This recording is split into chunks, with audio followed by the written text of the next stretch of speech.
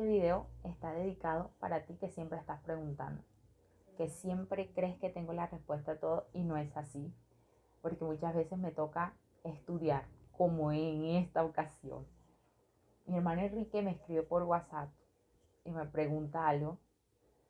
Ignoré la pregunta porque me encontraba realmente ocupada, pero esta pregunta era muy importante para él porque no bastó con haberme escrito, sino que me llama. Y la pregunta es, ¿por qué si fornicar es pecado no aparece en los 10 mandamientos? Cuando él me hace esa pregunta yo me quedo como, ¿cómo así? Claro que aparece en los 10 mandamientos. Empecé a enumerarlos y él tiene toda la razón. La palabra no fornicarás no aparece en los 10 mandamientos. ¿Y cómo podía yo explicarle de esa manera que fornicar era pecado, pero que aunque no estaba en los 10 mandamientos no podíamos hacerlo? Entonces me tocó ponerme a investigar y pedirle mucho a Dios que me diera sabiduría. Por eso quiero que vayamos al libro de Éxodo en primera medida y vamos a leer el versículo que provocó esta manzana de discordia, esta pregunta sin respuesta. Dice Éxodo 20:14, no cometerás adulterio. Adulterio es la relación sexual ilícita de una persona casada con alguien que no es su cónyuge. Y las personas que estamos solteras, entonces, ¿cuál es el mandamiento para nosotros? Nos toca ir al principio. Debemos de establecer algo. Dios es un Dios de orden. Dios es un Dios de conductas intachables. Pero el mal existe.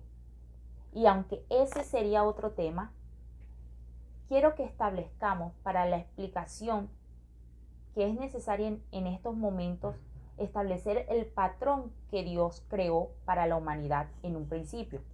Por eso es importante que estudiemos en el libro de Génesis el capítulo 2. El capítulo 2 de Génesis dice que Adán en el versículo 20 puso nombre a toda bestia, a toda ave de los cielos y a todo ganado del campo, pero no se halló ayuda idónea para él. Dios le da una tarea a Adán. Adán, lo he creado todo para ti, pero todo lo que he creado no tiene nombre aún. Quiero darte una tarea especial. ¿Por qué no pones los nombres a cada animal del campo, a cada flor, a cada árbol? Entonces Adán cumple esa promesa como hijo obediente de Dios que era. Y empieza y viene ante él un gatico. Pero vienen dos gatos. Uno es del género macho y otro es del género hembra. Viene el elefante, viene el perro, viene la jirafa. Y en el versículo 20, sigamos en el 20, en la última parte dice que él no halló ayuda idónea para él. Dios le da una tarea, él la cumple, pone nombre a los animales según su género o especie, no sé nada de taxonomía para poder dar un término claro, pero él da el nombre de estos animales y se da cuenta de que no hay alguien semejante a él, no hay otro ser humano que cumpla o tenga las características fenotípicas que él tiene. Entonces en el versículo 21 dice que Jehová Dios hizo caer un sueño profundo sobre Adán y mientras éste dormía tomó una de sus costillas y cerró la carne en su lugar. Dios le da anestesia divina a Adán, lo duerme. No dice por cuánto tiempo, pero fue necesario para sacar una parte importante de su cuerpo y crear. Dice que en el versículo 22, de la costilla que Jehová Dios tomó del hombre, hizo una mujer y la trajo al hombre. En el versículo 23, Adán despierta y reconoce a alguien igual a él. Alguien igual a él, aunque tenía sus características propias que la hacían diferente a él. Él reconoce a una mujer que es semejante a él y que puede llegar a ser la ayuda idónea para él. Pero antes de que suceda cualquier cosa, Dios establece un hogar para ellos. ¿Y cómo lo establece? A través de la primera boda. En el jardín del Edén no solo se dio la creación de nuestro planeta, no solo se dan las evidencias de la primera cirugía que practica Dios, sino que también se establece el patrón moral o sociocultural que uniría a una mujer y a un hombre. ¿Y cómo lo hace Dios? En el versículo 24 dice el Señor: por tanto dejará el hombre a su padre y a su madre, se unirá a su mujer y serán una sola carne. Se unirán y serán una sola carne. Va más allá de solamente conocer a través de una conversación, de una presentación, un hombre y una mujer. Dios está dando la pauta universal de la forma en que habrían de relacionarse. Entonces, solo a través del matrimonio era el propósito de Dios que un hombre y una mujer se conocieran en el sentido íntimo y divino. O sea, es decir, la sexualidad fue establecida por Dios solo en el vínculo del matrimonio. Teniendo esto claro, tenemos que irnos a las raíces de estas palabras. La Biblia fue escrita en diferentes épocas y fue escrita por seres humanos que tenían una lengua natal. Yo de teología, ni de términos teológicos, ni de estudio de hebreo y griego sé, pero me di a la tarea de buscar qué significaba entonces el término fornicación y adulterio. Éxodo 20:14 dice: no cometerás adulterio. Adulterio en su raíz hebrea y griega es muy clara para establecer un parangón o definir de que es solo la relación sexual ilícita entre una persona casada con alguien que no es su cónyuge. Entonces Dios le dice en Génesis 2:24 al hombre y a la mujer: ustedes podrán tener relaciones sexuales en el vínculo del matrimonio. Muchos años después, Dios le da los mandamientos a su pueblo a través de su siervo Moisés y le dice: para mí la familia sigue siendo importante, para mí tu integridad sigue siendo importante. Por eso es importante de que no olvides de que no debes cometer adulterio. Es decir, no tendrás ninguna relación ilícita por fuera del matrimonio, que es lo que he establecido como la única condición para que un hombre y una mujer lleguen a esa intimidad sexual. Pero entonces sigue como la pregunta como allí en el aire y tú dirás: pero eso no responde a la pregunta ¿por qué si no fornicar es pecado? ¿Por qué no aparece en la Biblia? Bueno, la raíz hebrea y griega de la palabra fornicación engloba toda práctica sexual ilícita, es decir, nada de homosexualismo, nada de zoofilia, nada de necrofilia, nada de adulterio. Es, por así decirlo, como el término general que designa una práctica, pero que dentro del matrimonio adquiere un nombre propio que se llama adulterio. Pero entonces tú te preguntarás, pero ¿por qué si es tan universal? ¿Por qué si es la respuesta de Dios a toda práctica que Él no aprueba? ¿Por qué no aparecen los 10 mandamientos? No fornicarás en vez de no adulterarás, porque me estás diciendo que fornicación está dentro, que adulterio está dentro de lo que es fornicación. Bueno, estudiando el comentario bíblico adventista, estudiando el diccionario bíblico, hay que tener algo. La Biblia es nuestra única norma de fe. Ella misma se explica y nosotros debemos aceptar lo que está allí como una verdad absoluta porque es palabra de Dios. Y Dios no miente, Dios no es de términos medios, Dios no es de ambigüedades. Entonces, tenemos que ir a un versículo en Mateo 5, 27 y 28. Los 10 mandamientos es el patrón de conducta moral que Dios quiere que el hombre siga para que evitemos el sufrimiento del pecado. Entonces, a veces tomamos las cosas textualmente y muchas veces la Biblia utiliza un lenguaje simbólico, alegórico o universal para sentar un precedente de una verdad absoluta. En Mateo 5:27, el Señor quiere que eso quede claro, porque quizás en ese tiempo también habían personas que decían, no, pero es que el mandamiento es solo para el que está casado. Pero entonces el Señor habla de una verdad. Y es que nosotros solemos tomar las cosas a medias o con pañitos tibios. Y el Señor nos está diciendo, así no es. Bueno, en Mateo 5, 27, 28, acerca de las personas que creían que solamente ateniéndose a lo que dice la letra textual estaban haciendo bien, pues el Señor les dice no. Mira, estos mandamientos van mucho más allá acerca del acto o de la acción. Y es por eso que en Mateo 5:27 los condena y dice así: oíste que fue dicho, no cometerás adulterio, pero yo os digo, cualquiera que mira a una mujer para codiciar, ya adulteró con ella en su corazón. El Señor, ¿qué es lo que les está diciendo? Mira, aunque solo lo pienses, aunque solo lo desees, ya con eso estás infringiendo el matrimonio, ya con eso estás infringiendo el mandamiento.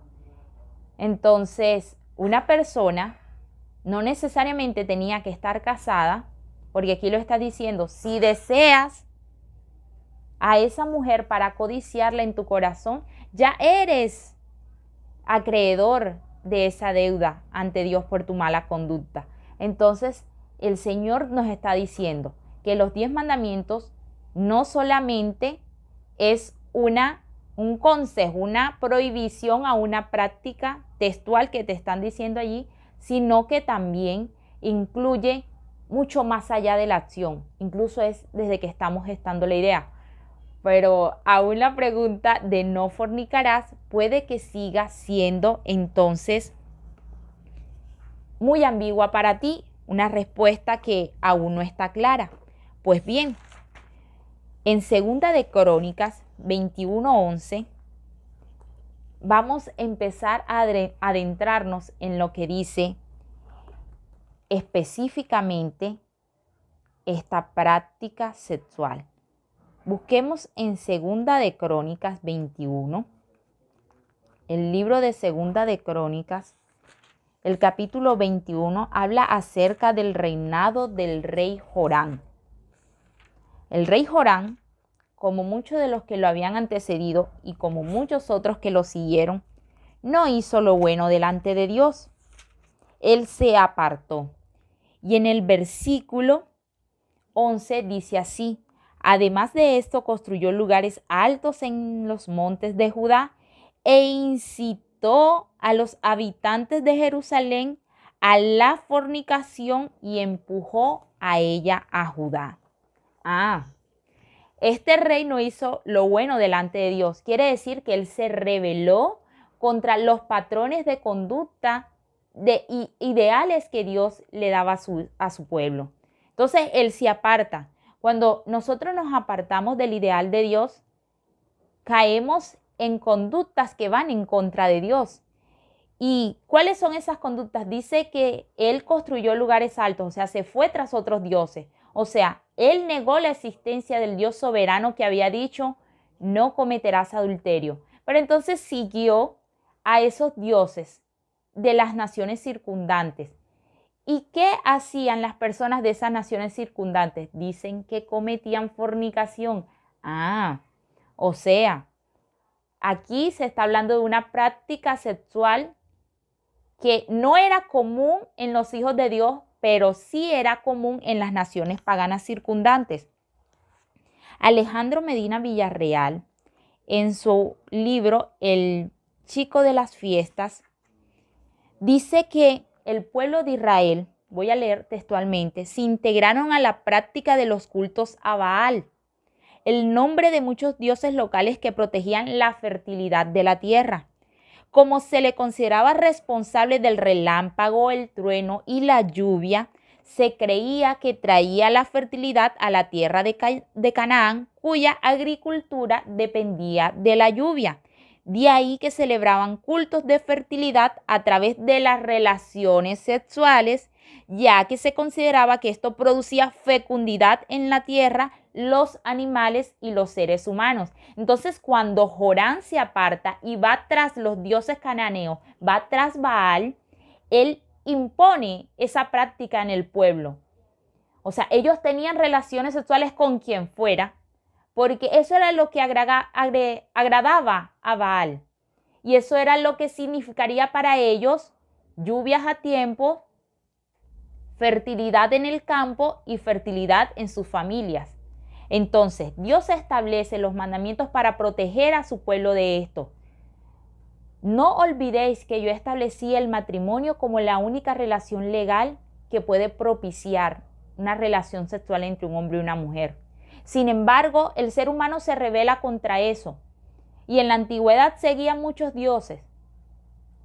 Y uno de esos dioses era el dios Baal. Entonces, las prácticas de esos pueblos paganos era la fornicación. Ahora, aceptemos el lenguaje universal de este mandamiento: no cometerás adulterio, para incluir esta práctica que desde el principio no aprobaba Dios, como lo vimos en Génesis, pero que también era una práctica común en alguien que no era selecto o seleccionado como del pueblo de Dios. La fornicación era una práctica de las naciones cananeas, no del pueblo de Dios. Entonces, teniendo esto claro, vamos un poquito más. Habíamos leído en Mateo 5, 27 y 28 que cometer un pecado no es solamente infringir la ley en el acto, sino que también va en el acto de pensar, maquinar o desear. Pero entonces vamos a Mateo 5, 32 y miren lo que dice acá. Pero yo os digo, el que repudia a su mujer, a no ser por causa de fornicación, miren nuevamente el término, hace que ella adultere. Bueno, está bien. El Señor dice: no cometerás adulterio. Se lo está diciendo al hombre y la mujer porque es allí donde se tiene que dar la relación sexual. Pero entonces el pueblo se desvía. El pueblo empieza a hacer y a practicar todas estas costumbres paganas. Entonces el Señor le está diciendo: mira, si tú que estás soltero te acuestas con una mujer casada, o sea, si tú fornicas con una mujer que no te pertenece, o tú, mujer, fornicas con un hombre que no te pertenece, entonces este casado adultera, pero tú seguirás siendo un fornicario, porque está hablando de eso específicamente el Señor. Entonces, me gusta mucho que este versículo 32 de Mateo 5 converja o que fusione los dos términos para poder explicar lo que he venido diciendo hasta ahora. La relación sexual ilícita, sea fornicación o sea adulterio, está englobado en los 10 mandamientos a través de esta prohibición, para preservar nuestra dignidad, para preservar la integridad de los hogares y sobre todo para ahorrarnos muchos sufrimientos que incluyan no solamente el campo emocional, sino también la salud. Porque las prácticas sexuales promiscuas lo único que desencadenan son en enfermedades de transmisiones sexuales como el VIH, sífilis y otras más. Entonces el Señor no lo hace porque sea un Dios tirano, de que Él no quiere que disfrutemos lo bueno como muchas personas creen. No, Dios establece este principio para preservar nuestra vida y para hacernos feliz. Pero entonces, si aún no queda muy claro hasta ahora lo que hemos hablado, voy a presentar los últimos versículos que nos hablan de el tiempo presente. Porque dirán: no, eso fue en las naciones cananeas, no, eso fue para el pueblo de Israel. Pues bueno, yo voy a decir lo siguiente. El sexo ha existido desde el principio de la humanidad. Y este mundo actualmente, esta sociedad, es una sociedad sexualizada. Desde que nos levantamos y prendemos el televisor, desde que nos levantamos y revisamos nuestras redes sociales, lo único que vemos son situaciones, conductas o personas que se erigen como patrones de seguimiento o de conductas admirables, y lo único que vemos son desnudos, libertad sexual, amor es amor. Entonces, no es algo que solo sucedió en el pasado, ahora en el presente también lo vemos y lo vivimos. Entonces el Señor en Hechos, ya dejemos a un lado, entonces ya paremos con el pueblo de Israel antiguo y vamos al tiempo presente, a la iglesia cristiana, porque supongo que estoy hablando también aquí para personas que son cristianas y también para el que no lo es, porque la Biblia también es para ellos. Entonces dice el Señor en su palabra, en la asamblea, en el primer concilio que lleva la iglesia, porque había muchas cosas, habían muchos términos que no estaban claros en medio de los nuevos conversos. Entonces la iglesia se reúne, hace un concilio, entonces saca como una posición oficial acerca de ciertas cosas. Y una posición oficial de la iglesia desde el principio fue acerca de las conductas sexuales. Y entonces miren lo que dice acá. Sino que se les escriba, versículo 20 de Hechos 15, que se aparten de las contaminaciones de los ídolos de fornicación. O sea, una persona convertida, un hijo de Dios, no importa si eres judío, griego, sirio, español, colombiano, no importa. O sea, Dios te está diciendo, tú estás aceptando al Señor como tu Salvador. Bueno, te tienes que apartar de todas estas prácticas que no van conforme a su voluntad y en ellas está la fornicación. Un hijo de Dios no fornica. Miren lo que dice el versículo 29, que os abstengáis de los sacrificios, nuevamente lo dice. O sea, abstente de hacer cualquier cosa, tu Dios. Abstente de fornicar. Y guardéis todas estas cosas. Bien haréis. Pasadlo bien. Vuelve e insiste. No lo hace Dios como una forma de coartarnos, de castrar nuestra felicidad. Dios lo hace para que nosotros vivamos bien, para que la pasemos bien. Entonces, está claro por qué fornicar es pecado y porque sí o sí de manera intrínseca el mandamiento no cometerás adulterio lo incluye. Pues bien, en 1 Corintios 5:1 me gusta mucho este pasaje porque a veces nosotros nos llamamos los hijos de Dios. Somos los santos de Dios y creemos de que estas cosas no se ven. Pues bueno, en 1 Corintios 5:1, esta iglesia de los Corintios, cuando apenas estaba comenzando, a oídos de Pablo llegó algo muy triste. Se ha sabido que hay entre vosotros fornicación. Esto también puede pasar en el pueblo de Dios. En el pueblo de Dios pueden haber fornicarios. Y si seguimos leyendo el relato, hay algo muy triste porque son condiciones depravadas las que vivía esta iglesia primitiva. Pero el llamado de Pablo era a no seguir estas conductas porque ellos habían sido llamados a ser diferentes. Y es por eso que aunque a ellos no les quedaba claro, él continúa en el capítulo 6 de 1 Corintios. En el verso 9 dice, ¿no sabéis que los injustos no heredarán el reino de Dios? No os engañéis, ni los fornicarios, ni los idólatras, ni los adúlteros, ni los afeminados, ni los homosexuales.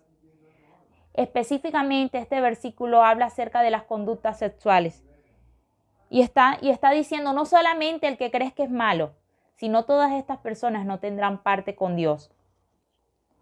Es que ese Dios que ustedes predican es un Dios que no ama al homosexual, no es un Dios que ama al promiscuo, al adúltero, al fornicario. No, Dios nos ama a todos, porque el Señor ha extendido su misericordia. Dice que de tal manera amó Dios al mundo que dio a su Hijo unigénito. Hablar de gracia ya es otro tema. Pero la respuesta aquí es, ¿por qué no aparecía fornicación en los 10 mandamientos? Creo que la respuesta ha quedado clara. Sí aparece, porque entendiendo de que la relación sexual solo se da dentro del matrimonio, Por eso Dios fue enfático y específico en entregar su ley y proteger esta institución divina. Pero nosotros los seres humanos nos desviamos del ideal de Dios.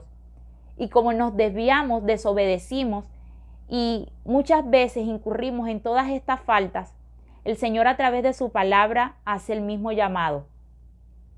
No quiero que te comportes como aquellos que no conocen a Dios. No quiero que practiques lo que otros de manera envanecida han decidido ceder por el deseo o la pasión. Dios quiere que seamos diferentes. Por eso el Señor a nosotros, los solteros, nos dice, no fornicarás, porque nos está guardando para una porción especial. Y es que si en su voluntad llegásemos algún día a formar una familia, pudiésemos reservarnos para esa persona especial que también se ha reservado para nosotros. En segunda de Pedro, 3:16, Pedro dice de que muchas personas negligentes, testarudas, que no tienen conocimiento de Dios, tuercen las escrituras para su beneficio. Pero nosotros hoy hemos sido llamados a ser diferentes. Por eso no podemos ser como esas personas. Dios nos está protegiendo, nos está guardando porque quiere que seamos felices. Entonces, hay que preservarnos para esa persona especial que Dios diseñó para nosotros. Porque si somos llamados hijos de Dios, tenemos que andar como Él anduvo y practicar esas normas de excelencia, de conducta que nos hacen distintivos de los demás. El Señor nos bendiga.